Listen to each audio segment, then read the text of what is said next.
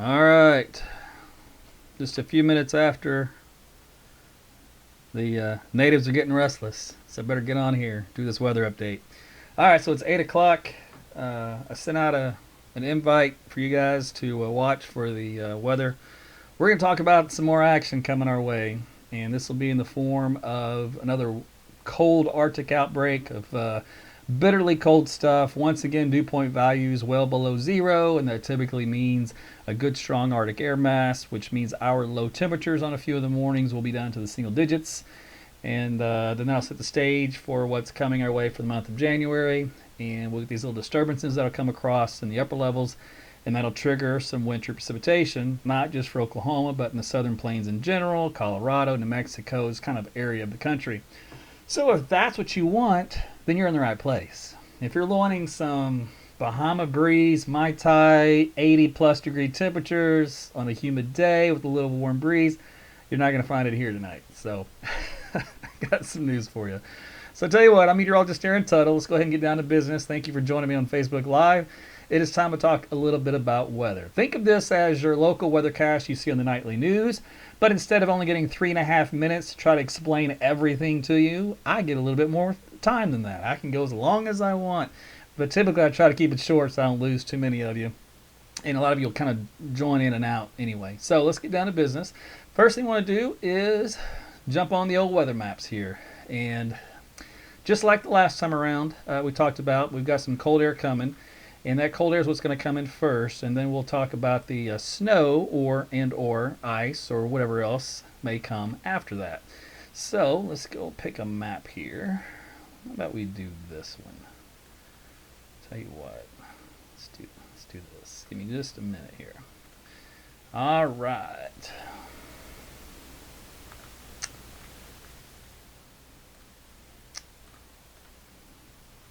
Okay, so here's the deal. I want to show you this particular timeline. This is what we call surface pressures. And I want to show you the big high pressure ridges that are coming in from around Alaska down into the central part of the country. This is a quick update on what you're going to see. So you see these big areas here of the darker red. Those are regions of high pressure. So where your cold areas. So if I put this into motion, you can see this big ridge that shows up here across across Alaska and Canada. And guess where that's coming? That's spilling southward. Where's it going? Right here in Oklahoma. When does it get here? Tuesday. So that'll kind of filter on in, and it'll settle. And see how deep it goes. It goes all the way into Texas. And let me scroll this down just a little bit. So, do an outline here. Freehand. Let's do this one. So this is basically the leading edge of this cold air, and it's diving down south right here into the heart of the country. So this is where all of our cold air is coming from, and it's nasty stuff. Look back up here, though, even more nasty stuff. So put this into motion for you, and we'll see what happens with it. We go through time. Our air mass kind of meanders around for a few days. In the next week, remember, it comes in Tuesday. It's here all week long. Friday, it starts to shuttle off to the eastern part of the country. If you look up north and west, guess what else is coming? More rounds are coming on in. And that'll kind of build across, again, western Canada from the pole, and then it spills southward too. We get hit with another round as we head toward the weekend for Saturday and Sunday. This is January 8th by this point. So what I'm telling you is we're going to have Arctic air mass after Arctic air mass, each one a little bit colder, and don't get used to it warming up around here anytime soon. So brace yourselves. That's all I got to say. When it comes to temperatures, yeah, we're talking teens in the single digits in the mornings, no problem once this cold air really gets entrenched. So now here's where things get really interesting, and it's all about snow, right? Okay. So there are a few models that have been hinting at snow off and on for the last few days. That's no shocker. It's expected. That's the way the pattern is. Now, of course, the devil's in the details, and what have I told you? Beyond 48 hours, do not try to predict snowfall totals. It isn't going to happen. Much less having a model exactly know what's going to happen in the atmosphere 7-8 days from now. It's not going to happen either. We'll get a general idea, but any little minor change can throw the whole thing out of whack. So I'm going to give you a prime example of this. Okay, we're going to stick with this map actually. And I'm going to change it over. This is the upper level storm systems in the atmosphere. So I'm going to show you the run of this same model from earlier this morning. and I'm going to point out to you what we're watching for. So let's see here. Go ahead and move this into time. And I want you to, I'll tell you what, let me draw your attention. You're going to be focusing your attention, this little storm system right out here on the western part, northwestern part of the country. It's going to be coming down here, hanging out across California a little bit, and the whole thing is going to shift off to the north and east from that point forward. So this is what we're going to be looking for, okay? All right, so put this into motion again. Look out there to the west. It's hanging out across Nevada and California, just doing its thing. And this is by the time we head into Tuesday and Wednesday. Remember, cold air is already in place here. Now let's start to kind of meander to the east a little bit, and it breaks off into two pieces. You get a piece that kind of scoots on up here across the Great Lakes, and then you get this back piece that sits out here in the southwest, and it kind of hangs out here for another day or so. So we'll see what happens next. We'll go through time. Oh, it's coming across Oklahoma, but boy, is it weak. I mean, it's pathetic. It doesn't have much power to it, more punch, nothing. But it does come across, and it moves through, and it's out of here over the weekend. So that's the storm system we're watching. Now, it doesn't look all that great as far as meteorological speaking, I should say. How much snow does it produce? Well, let's take a look. We'll start back at the beginning here and switch this over. So as we go through time, we'll start when this thing starts producing a little snow. Oh, look, it's starting to produce some southern Oklahoma around lunchtime on Wednesday. And then it's got into North Texas, southern Oklahoma, all the way from Dallas to about Waco. But not much in Oklahoma. Expands a little bit more for Friday, and then that's it. So it's got a little bit of snow here. And that's snow in the order of anywhere from, a dusting on the outer edges to around 5-6 inches in the heart of the thing. Okay, now that's that particular model from this morning. Remember, and that's just that little weak trough action out to the west. Now I'm going to show you Fantasyland. This is the same model, just 6 hours later. So this particular model runs every 6 hours. So we'll go back to the upper levels, and I'll tell you why you don't want to necessarily bite on this solution as it is today. Because it's it's like throwing a Hail Mary, and it's throwing a Hail Mary 7 days away and hoping that that's the solution. My gut says no way, Jose. So we'll go through time. Again, this is the same model, upper levels of the atmosphere, watching the storm system out in the northwest. So there it is. I stopped it for you out into the Oregon area. Moving on through time. Now, here's the things get tricky. Okay. Again, this is our, this is our storm system right out here. Okay, you see a little arrow I got on the screen for you. And then if you look out west of there, there's another little low that's sitting out here. Okay. Just out here spinning over the water, minding its own business, not bothering anybody. Above that is a ridge of high pressure, so in the upper level, so it's actually higher heights is what we call it. Anyway, that's spinning in a clockwise fashion. Okay, so what this means is this low out here, this little weak area, and I'll denote it with an L and an L, and then we'll put a little H here. So there you go. So there's your high, your low, your low. Now, this particular model thinks, it's funny, it thinks that this trough that's kicking out right here, this little edge of energy, this little bright color in your map, is just enough to tap into this energy to not only take it, but then swing it on east. Now, that means it's going to have to pick it up. This is kind of a null area of wind or movement in the atmosphere between these two lows and underneath this high. There's not much going on there. So there's nothing to really push this western low to the east. But this particular model run seems to think that this will be close enough in California to just grab it, like reaching out, his hand just going, hey, come on with me, let's go party. So this low wants to party with the other low, and then make it a grand old party here in Oklahoma. That's a little pun there with the Republican state, but anyway, it's going to produce some snow. So let's see what happens with it. Now, this, of course, again, where things can get funny. So we'll go to motion. You see the energy kind of comes in. Oh, look, it's hanging back. They kind of blended now. So let me retrograde and then go forward again. So there's that energy just sitting out here. All those colors on the screen represent lift in the atmosphere. Now they're hanging out across Nevada. We'll go through time.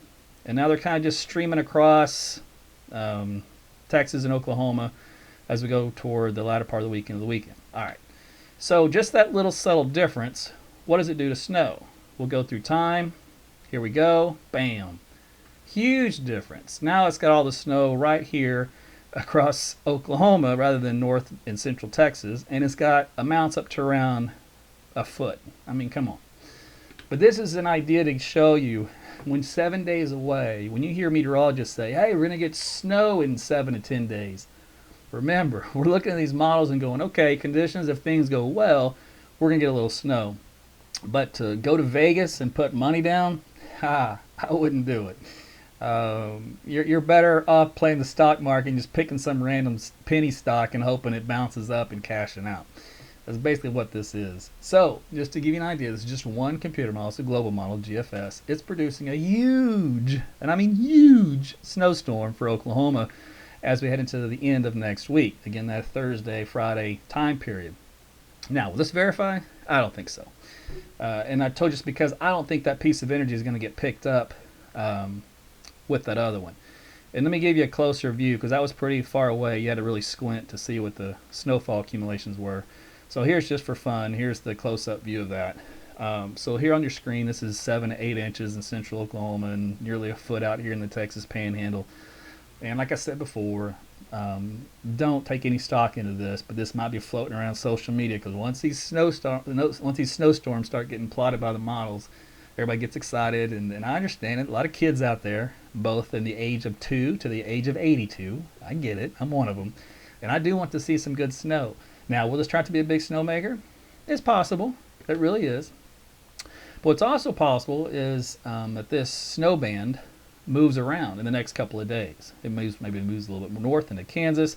Maybe it moves more south back into Texas. So it's going to be something we're going to watch here over the next, like I said, several days. I think by Monday, the models will finally settle down. They'll come into an agreement.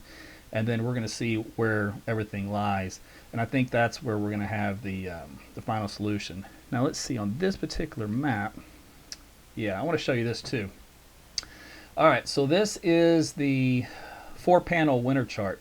Not only does it show the snow across Oklahoma, but I got to keep you guys in mind. It also, remember, when you're dealing with Arctic air and lift in the mid levels of the atmosphere, you're going to deal with an overrunning situation, which can lead to some ice. And in this particular case, this model is showing not only sleet across North Texas, but also freezing rain. Now keep in mind, if all this gets shifted south, in other words, the snow band goes Red River to, say, Dallas, well, then Dallas, instead of getting an ice storm, maybe that ice storm moves down into Waco or Bryan College Station, or maybe almost down into Houston, down toward I-10. It all depends on what happens at that upper level storm system. If it comes in a little bit more south, it takes everything south with it. If it goes in north, it shifts everything north. So we're just talking a difference of 100, 200 miles of how this system moves and how everything else is going to be affected in Oklahoma. So what can I tell you? I can tell you this. There's a lot of computer models we look at, and many of them are saying, Katie, bar the doors. Other ones are saying, yeah, nothing to write home about. Now here's a model. Here's an extended mesoscale model. I laugh at this one a lot for the snow, but gives you an idea. It's producing a lot of winter stuff here from central Texas on up to the east. Now this track could shift around, and it likely will, and the amounts will change as well because this has got some ridiculous amounts in there, over 6 inches to a foot or more in some of these darker areas. Now here's a different model. It's going out through 6 o'clock on Thursday, and let me see if I switch that over. There you go. So there's Oklahoma. That's got the snow focused along the Red River is where this one's saying it at. So you can see a thin band too. The other issue here to play is it's a pretty narrow corridor. It's about 100 miles wide north to south of where you're going to get the bulk of the snow, and that could shift around. And so as it does so, well, depending on where that ends up is who's going to be happy with the snow and who's not going to be. Let's see. Let's jump into a little fun here. We'll do regional, and let's do temperature. And we'll go out, let's see what day we want. There's Wednesday, Thursday morning. Let's see, is that the right day on the 5th? Yeah. Alright, so this is actually going to be a little warmer reading. This particular model says 26 degrees. Other models say much colder. In fact, it's got 28 on Friday morning. And I actually don't believe this. I think that's ridiculous. And I think if I pull up an earlier version of the model, it'll even be colder. Let's see. I'm not sure. I haven't looked at this particular one in a while. Friday morning, it's got 20s. And there's the other deal. If we do get that snow, temperatures are going to be a lot colder. And it'll easily hit the teens and the single digits without a problem. That's something else you want to think about. So I would say much colder than what this particular model is saying. And as far as the snow goes, that's still up in the air. As whether or not that's going to happen is on the radar. And I do think there will be some winter precipitation. Whether it's going to be a lot or a little depends on if we get dry slotted, which means that system gets more of an upper level low feature to it, and it pulls in drier air. What can also happen is, I said the track, that little western piece doesn't really happen, so it just comes across as a little weak disturbance. Maybe get some flurries out of it. If it does come in at a certain angle, maybe too far south, then you get overrunning down into Texas and becomes a big winter storm for Texas, and they get a lot of ice and sleet with that, with the Arctic air. So there's a lot on the table, and none of it is crystal clear. It's all mud at this point in time. But I want to let you know the signal's there, and something will happen, is going to happen in the southern plains. And yes, we got the Arctic air, and yes, we're going to have winter precipitation. So that is a 20-minute version of what's coming our way in about a week. And as I said, after that, it just stays cold with repetitive shots of cold air, probably rival what we've seen in December for across the country as a whole. It's not going to be pretty in general. So that is what I want to tell you here for tonight. So you're now up to date on the latest on that. Now, if some of you have some questions, because I haven't addressed anything here at this point in time, so let me have it. I got a lot of angry faces on there, so let me know what your thoughts are. 4 more to get to 20. All right, let's see. Apparently some of you guys are fighting with each other. That's typical. Welcome to Facebook. So there you go. There's 20 minutes. I hit from 8 to 8:20. Anybody have any real questions to ask me? If not, then I'll let you guys go for the evening and I'll get back to work. Let's see. New Year's Eve. It actually didn't look too bad for this weekend. That was a question for New Year's, so that's good. I can plot that up here for you real quick. Let me do that. It's always good to know what's going on for New Year's. Let's see. Does this one go out far enough? What day are we? Is this Thursday? Yeah, man. I'm losing track of even what day it is.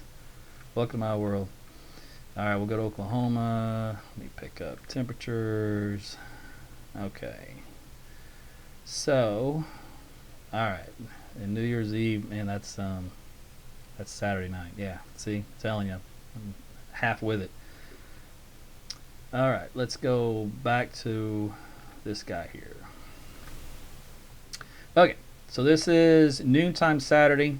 You actually have a little warmer weather. Temperatures coming in to southeastern Oklahoma in the 50s, and then 40s here across central Oklahoma. That's at lunchtime. As we go into the afternoon, we top out around, like I said, low 50s here in central Oklahoma.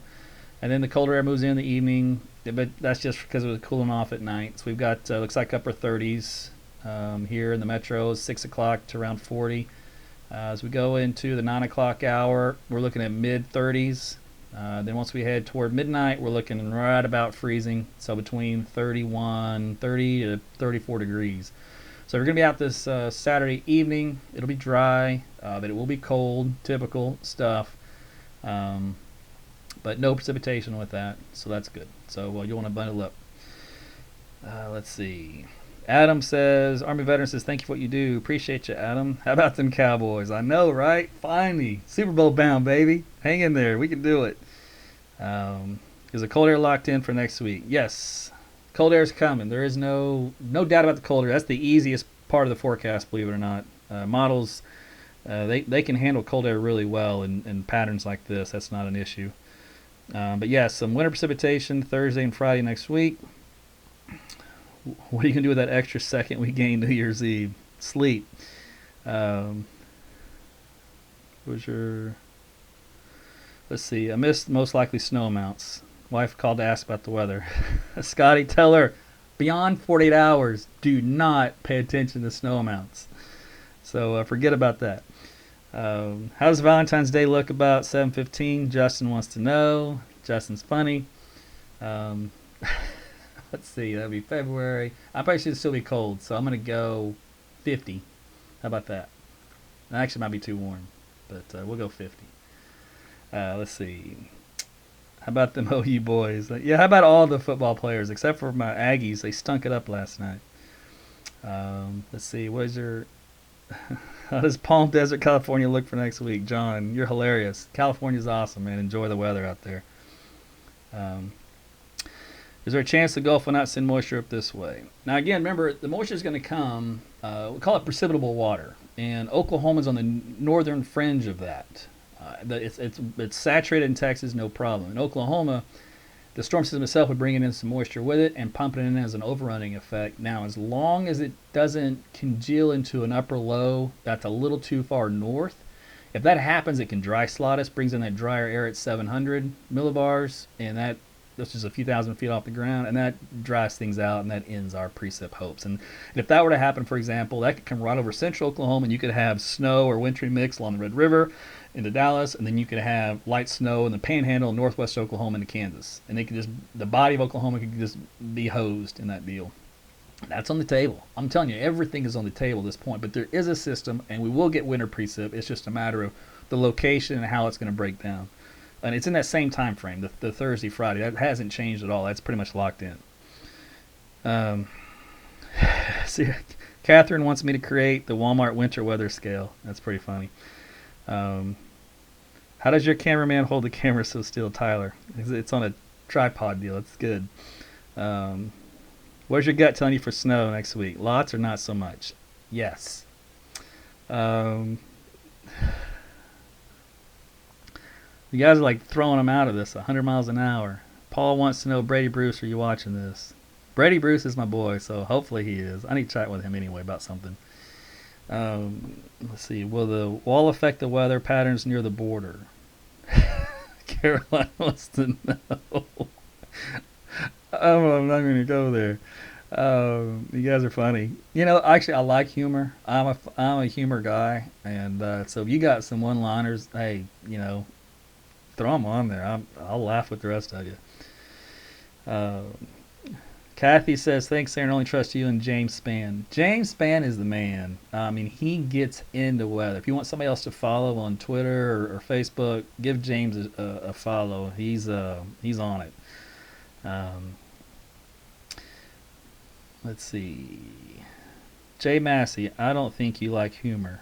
I do like humor, Jay. I'm laughing right along with you. In this case, at you.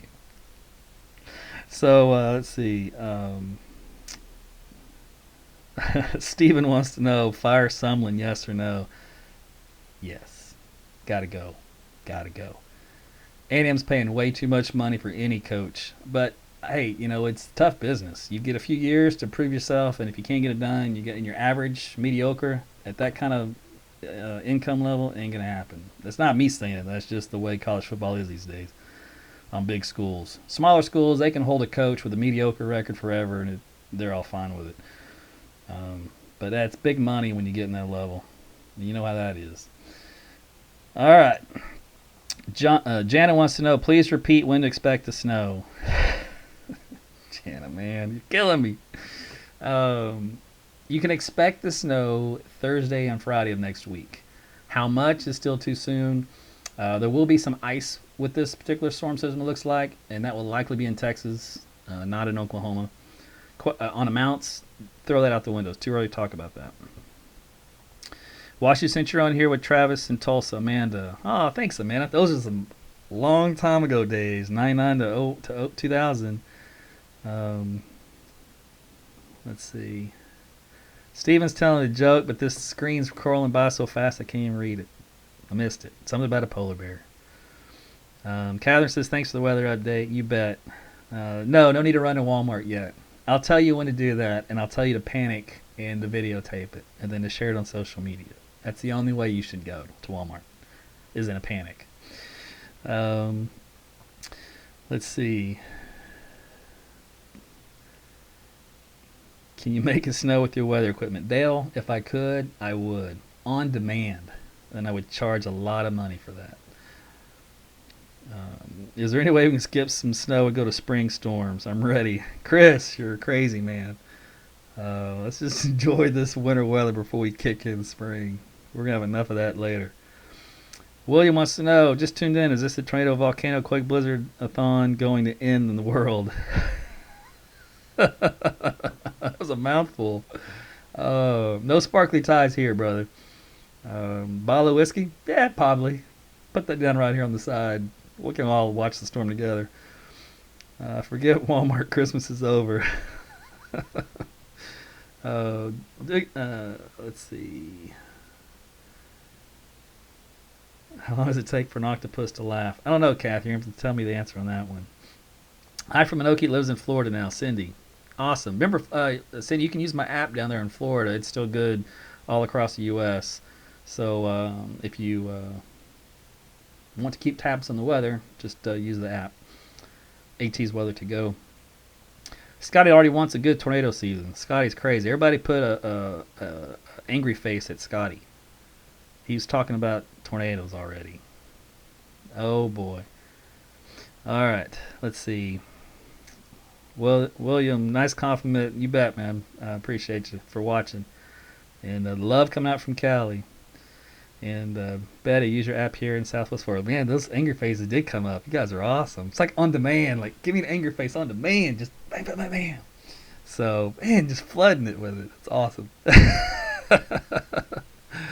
I'll tell you what. But if you want a foot of snow, give me a bunch of hearts. Because I want a foot of snow. I want what happened Christmas several years ago. We had like 14 inches or something crazy with big old snow drifts at 3 feet.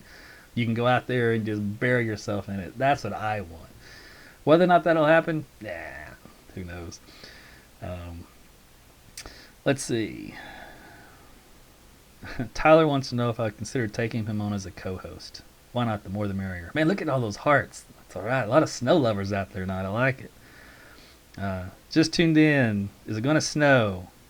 Jason chiming in. By the way, guys, if you do miss these, you can always go back and watch them on Facebook. You can share them with your friends and family. I'd actually ask if you would do that for me. That way you can spread the word.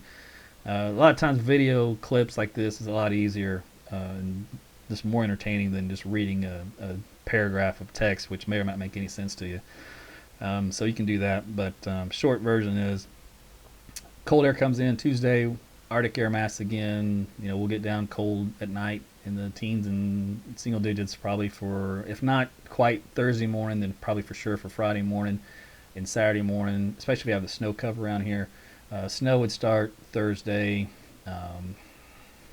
Could be the early morning deal start, or it could be the Thursday evening deal start. Way too early getting into that. But it'll be from basically roughly Thursday into Friday, be a 2-day storm system with some light to moderate precipitation, and that would be in the form of ice and snow across the southern plains. The question is where.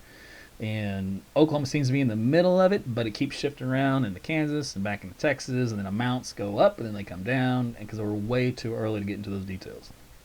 But at least now you know there's something coming. And I think it'll be interesting. And if you see a weather guy say it'll be interesting, it means he's excited with what he sees behind the scenes. So we'll see. We can talk on Monday, which is when all this will be clear, and it'll be poof and gone again. And I hate when that happens. It just depends on the upper level storm system and the jet stream track. Easy come, easy go. Carla, your grandpa Noah was married to my brother-in-law's grandma. We almost related. Hey, how about that? I miss that guy. We called him Casanova in the old folks' home in his single days. Sharon, we will take some snow. Well, in Houston, about you're going to get is ice or cold rain. About all you can get down there. And the ice is a big stretch at this point, but something we'll watch for. Again, it depends on how far south that whole mess shifts. How's next year look for severe weather? Asks Heather. Heather, it looks active. Probably a little bit more than what we normally would see around here. Do you even like cats? Actually, I do like some cats, as long as they act like a dog. Then I love them. Can't tell the difference. Let's see. Happy birthday to Jay. Come on, sing it, Aaron. What did I miss? Is it Jay's birthday today? All right. Happy birthday, Jay. Okay. If it must snow, can it be enough to go sledding? Some of the computer models are going nuts with it. Now, here's the frustrating part. The European model for the last, 3 or 4 days has been consistent on snow for Oklahoma, and it just kept getting heavier and heavier and heavier. And of course, the European model typically is superior for winter weather forecasting. Now the problem is they just changed it. They tweaked it for this year. They made it a lot more sensitive. They added more functions, more variables are added into it. So there's more data going in. And the question is, was it too much of a good thing? In other words, they had it great like it was. Not by adding all this other stuff, did they put too many chaotic things that can go wrong, which changes the output? That's the question. So what I would normally go with a go-to in the European at any case in the wintertime, I'm now gun shy about it. But anyway, for 4 days, it went nuts with this winter storm coming in, and had a little good ice storm for North Texas, maybe southern, southeastern Oklahoma, otherwise heavy snow for central Oklahoma. And then just out of the blue today, poof, gone, because the way it handled the transition of the upper low out in the western part of the U.S. and how it came across just completely changed the look on that trough, and it became more of a long trough, and it had a lot of dry air mixing in with it, so we get the dry slot, and that just really poo-pooed the whole idea. I wasn't happy about that. Then the GFS, which is what we just looked at tonight, had been dry and saying not much of snow at all, basically flurries of that. Then all of a sudden went, Katie, bar the doors, let's bury everybody in a blizzard. Just like that. Just 6 hours ago, out of the blue. So I'm just like, what am I supposed to do with this? The good news is it's over a week away, so you don't have to worry so much about it right now. We'll iron out all those details later and see which one's going to be the winner of that deal. Are you watching the eagle eggs hatch from Florida? Jen. No, I'm missing that. I just got too much on my plate to watch eagles hatch. It would be cool to see, though. Maybe I'll watch the replay on social media. Christy, Weather Underground shows 0 precip through next Sunday. Well, maybe you should stop paying attention to Weather Underground and watch AT's weather. I got you covered. Betty. Aaron, which model do you tend to trust more than the others? Depends on the year. And long range, typically European.